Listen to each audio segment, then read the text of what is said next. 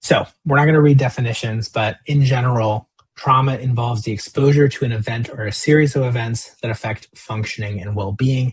And trauma-informed care means we know the history of that learner.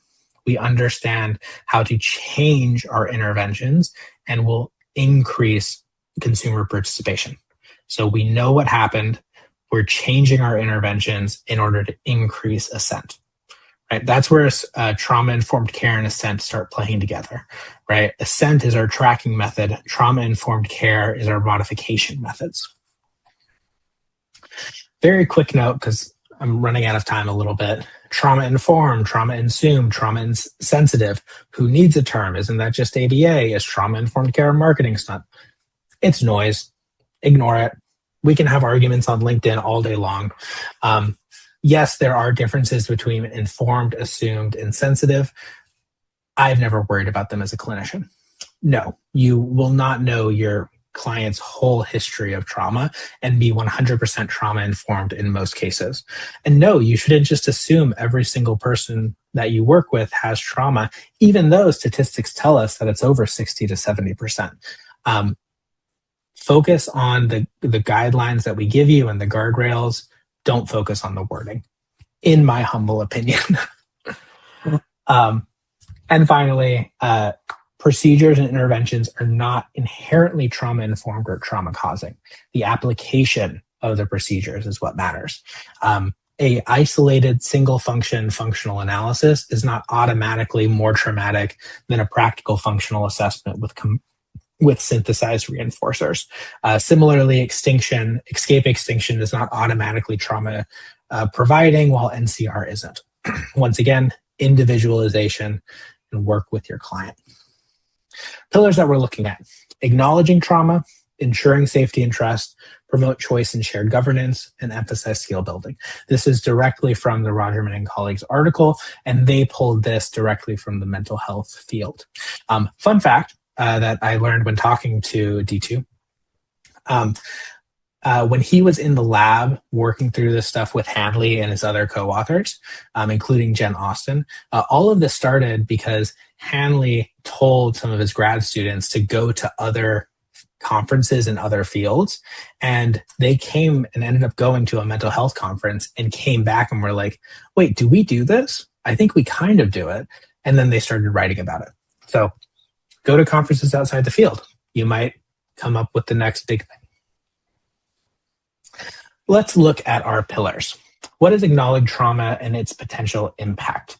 Learn the history and sources of trauma for that individual. This comes in, this can take many different, this can look at many different ways. There are full trauma assessments. Dr. Camilla Kolu, I believe, does the SAFE-T method. And we actually have a CEU from Dr. Camilla in the classroom, and I would highly recommend that if you're diving into this. For a very practical, pragmatic circumstance, oftentimes this comes in your initial open-ended interview, talking to that parent, learning deeply about them, and understanding what types of things might cause effects later on. It's not just knowing about trauma, it's understanding the potential impacts. Sometimes it's very obvious. A learner who has food insecurity may lead to more dangerous behavior regarding access to food. This can be visualized. Let's see, do I have a pen and paper here? Is this going to let me draw? Oh, here it is. This can be visualized by clients whose escalation patterns typically look like this, slow and steady. All of a sudden, when food is involved, goes like this, right? An immediate escalation versus their typical slow escalation pattern. Oh, you don't see the drawing? No. Oh, that's frustrating.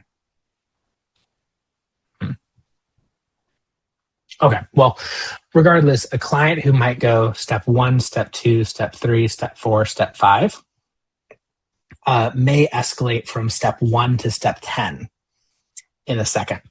Oh, so the drawing was on the slide, so some people saw it. May escalate from steps 1 to step 10 immediately if food is involved, if a trauma trigger is involved.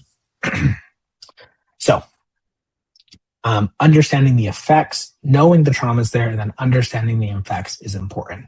A large adult male may react adversely to error correction due to exposure of contingent physical restraint in group homes. Basically, if they do something wrong, they got restrained in the past. Therefore, you probably should use errorless learning. These are the modifications that come from trauma-informed care. It's not, dump everything off the side and ignore it. It is very specifically focused on changes that are practical and relevant to that specific circumstance. Ensuring safety and trust. This comes with rapport building. It is not pre-session pairing.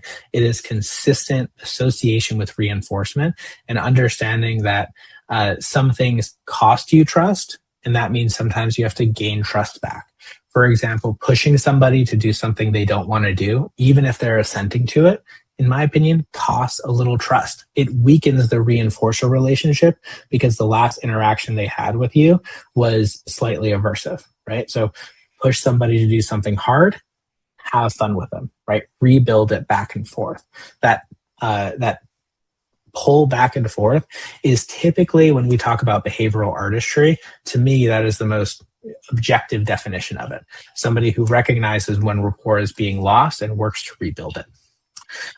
What this can look like practically are things like multiple schedule arrangements for availability, where transitions are signaled and identified.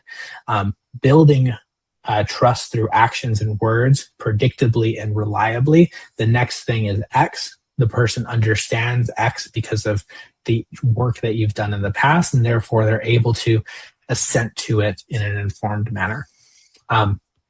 It does not mean not follow through. Hard things still happen in trauma-informed care.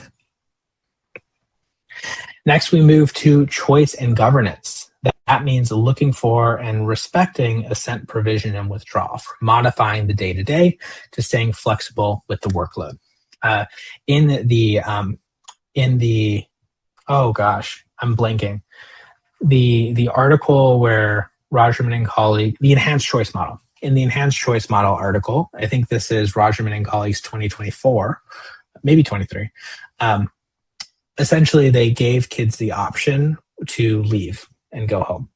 There's a lot more to the article, lots of good stuff, great read. We have CEUs on it in the classroom as well.